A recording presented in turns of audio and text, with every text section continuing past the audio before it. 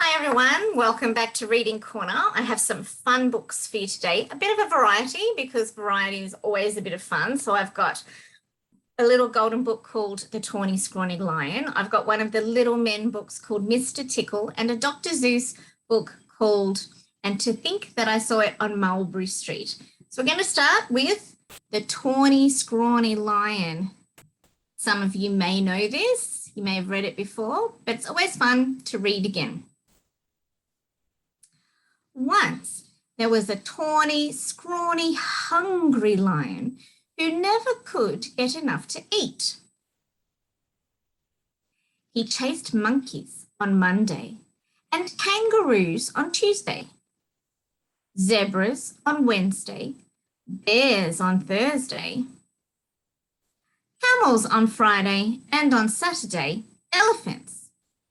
And since he caught everything he ran after, that lion should have been as fat as butter, but he wasn't at all. The more he ate, the scrawnier and hungrier he grew. The other animals didn't feel one bit safe. They stood at a distance and tried to talk things over with the tawny, scrawny lion. It's all your fault for running away, he grumbled. If I didn't have to run for every single bite I get, I'd be as fat as butter and sleek as satin. Then I wouldn't have to eat so much and you'd last longer. Just then, a fat little rabbit came hopping through the forest picking berries. All the other animals looked at him and grinned slyly. Rabbit, they said, oh, you lucky rabbit. We appoint you to talk things over with the lion. That made the little rabbit feel very proud. What should I talk about? He asked eagerly. Any old thing, said the big animals. The important thing is to go right up close. So the fat little rabbit hopped right up to the big hungry lion and counted his ribs. You look much too scrawny to talk things over, he said. So how about supper at my house first? What's for supper? Asked the lion. The little rabbit said, carrot stew. That sounded awful to the lion, but the little rabbit said, yes, sir. My 5 fat sisters and my 4 fat brothers are making a delicious big carrot stew right now. What are we waiting for? Cried the lion.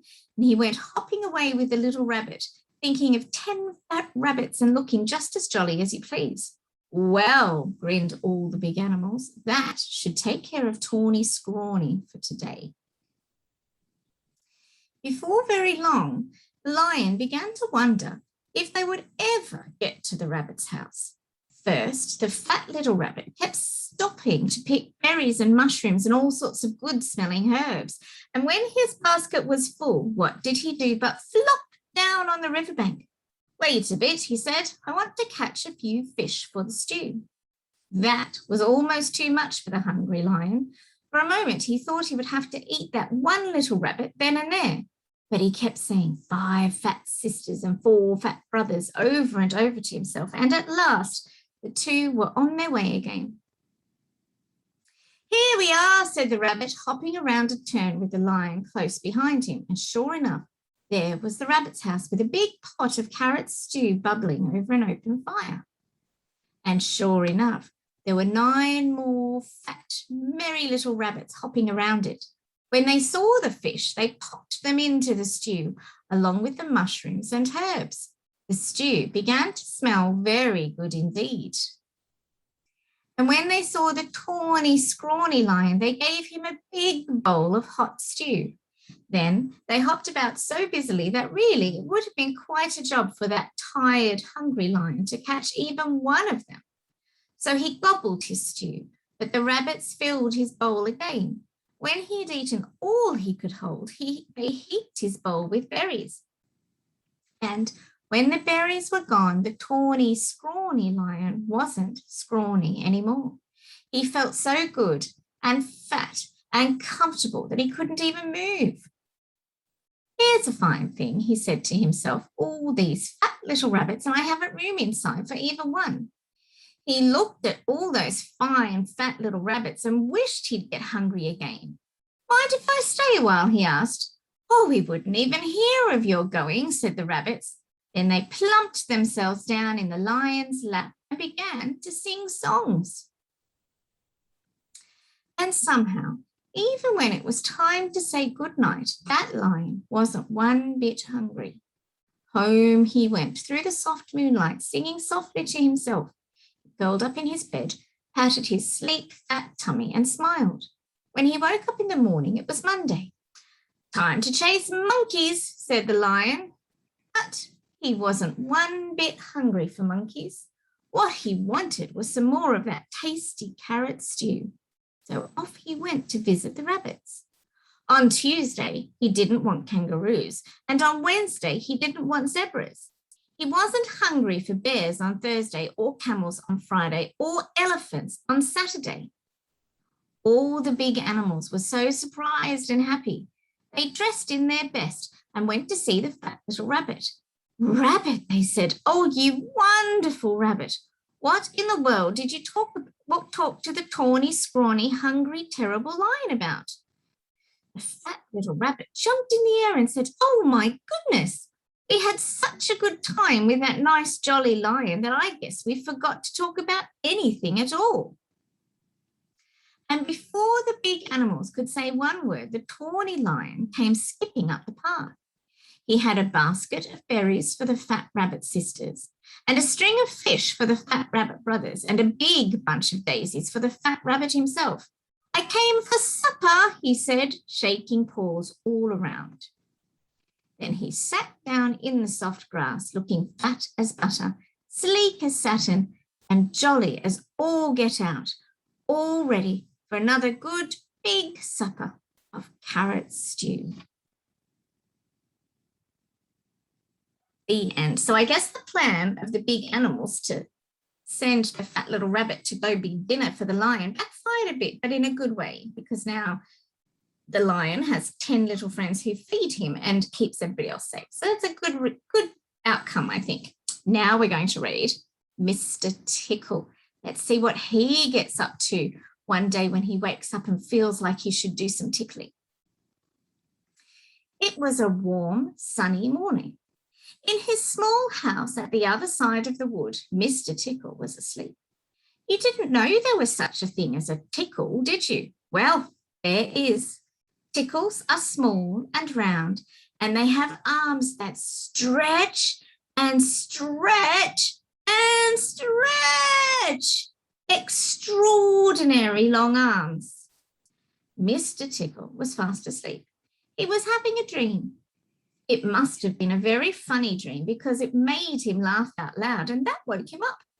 He sat up in bed, stretched his extraordinary long arms, and yawned an enormous yawn.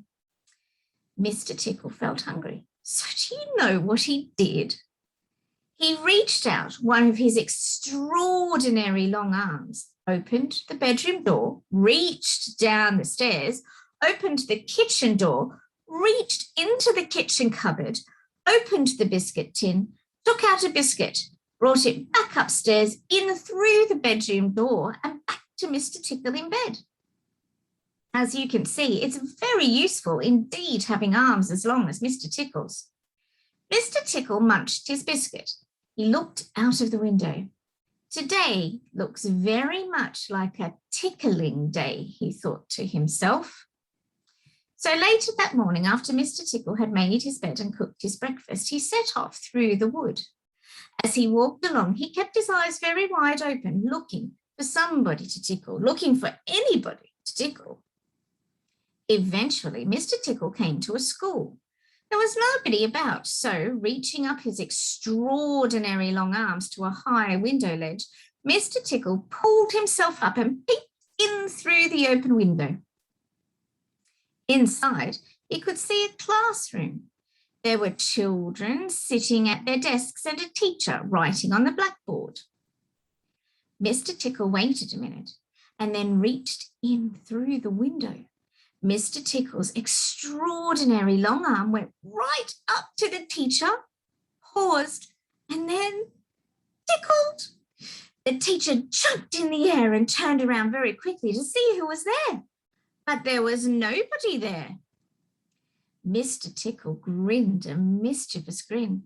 He waited another minute and then tickled the teacher again. This time he kept on tickling until soon the teacher was laughing out loud and saying, stop it, all over and over again. All the children were laughing too at such a funny sight. There was a terrible pandemonium. Eventually, Mr. Tickle thought that he had had enough fun, so he gave the teacher one more tickle for luck and then very quietly brought his arm back out through the open window. Chuckling to himself, he jumped down from the window, leaving the poor teacher to explain what it was all about, which, of course, he couldn't. Then Mr. Tickle went to town. And what a day Mr. Tickle had. He tickled the policeman on traffic duty at the crossroads in the middle of town. It caused an enormous traffic jam. He tickled the greengrocer just as he was piling apples neatly in his shop window. The greengrocer fell over backwards and the apples rolled all over the shop. At the railway station, the guard was about to wave his flag for the train to leave. As he lifted his arm in the air, Mr. Tickle tickled him.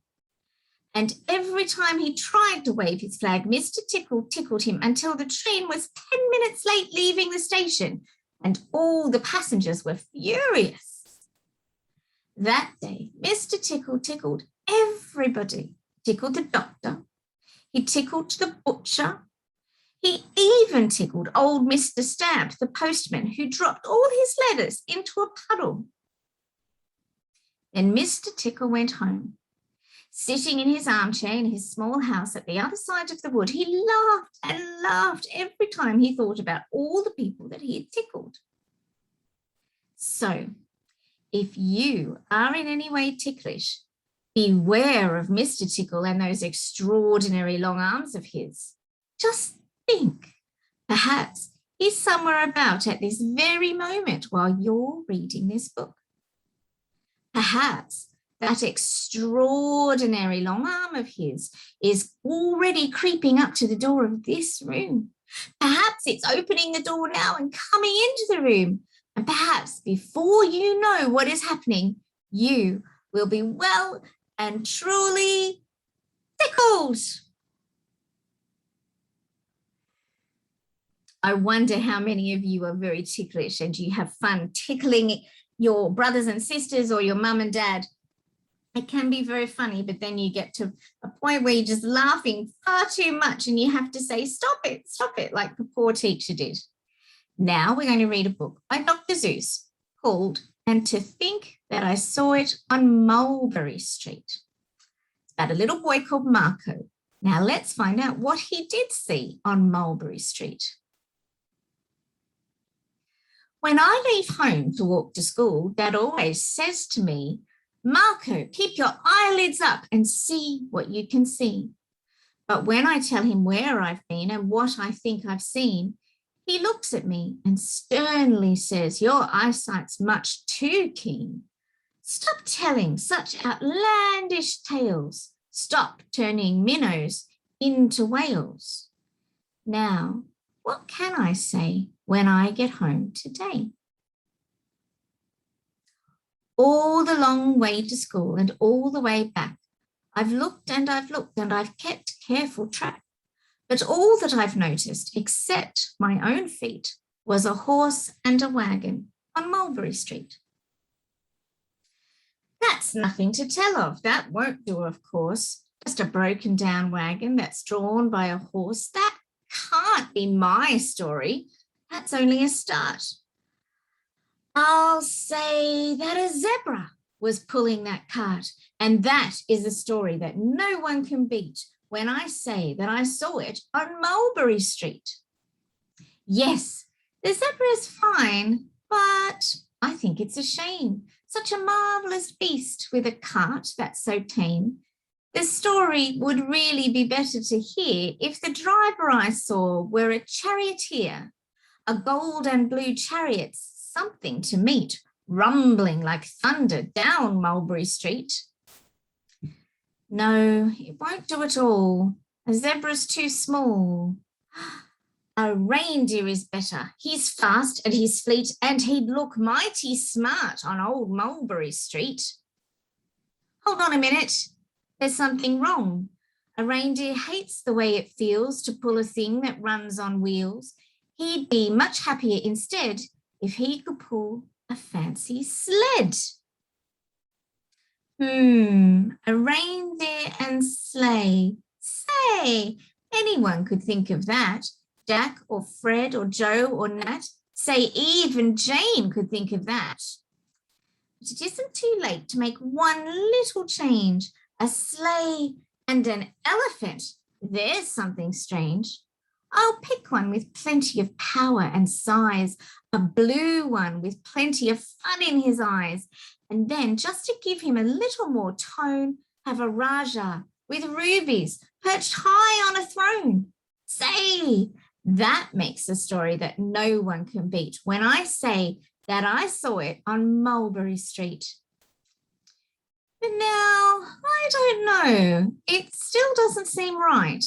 An elephant pulling a thing that's so light would whip it around in the air like a kite. But he'd look simply grand with a great big brass band. A band that's so good should have someone to hear it, but it's going so fast that it's hard to keep near it. I'll put on a trailer, I know they won't mind, if a man sits and listens while hitched on behind. But now, is it fair? Is it fair what I've done? I'll bet those wagons weigh more than a ton. That's really too heavy a load for one beast. I'll give him some helpers. He'll need two at least. Now, what worries me is this: Mulberry Street runs into Bliss. Unless there's something I can fix up, there'll be an awful traffic mix-up. It takes police to do the trick, to guide them through where traffic's thick. It takes police to do the trick. They'll never crash now, they'll race at top speed with Sergeant Mulvaney himself in the lead. The mayor is there and he thinks it's grand, and he raises his hat as they dash by the stand. The mayor is there and the aldermen too, all waving big banners of red, white and blue. And that is a story that no one can beat when I say that I saw it on Mulberry Street. With a roar of its motor, an aeroplane appears and dumps out confetti while everyone cheers. And that makes a story that's really not bad, but it still could be better. Suppose that I add a Chinaman who eats with sticks, a big magician doing tricks, a 10-foot beard that needs a comb. No time for more, I'm almost home. I swung round the corner and dashed through the great gate. I ran up the stairs and I felt simply great, for I had a story that no one could beat, and to think that I saw it on Mulberry Street. But Dad said quite calmly, just draw up your stool and tell me the sights on the way home from school. There was so much to tell, I just couldn't begin. Dad looked at me sharply and pulled at his chin. He frowned at me sternly from there in his seat. Was there nothing to look at? No people to greet? Did nothing excite you or make your heart beat? Nothing, I said, growing red as a beet, but a plain horse and wagon on Mulberry Street. Marco had a very big imagination, didn't he? I wonder that you all probably have big imaginations too. Sometimes you can imagine, I don't know, if you're sitting in a chair next to the table, you might imagine that you're driving in a car or a truck or a bus or an aeroplane. You might imagine that it's even a spaceship. You might build something like a cubby house and then imagine that it's a castle. There's lots and lots of things you can do with your imagination. I'm sure you have lots of fun with the things that you imagine inside your heads. I hope you have fun with your imagining, and I'm going to look forward to seeing you next time here at Reading Corner. Bye for now.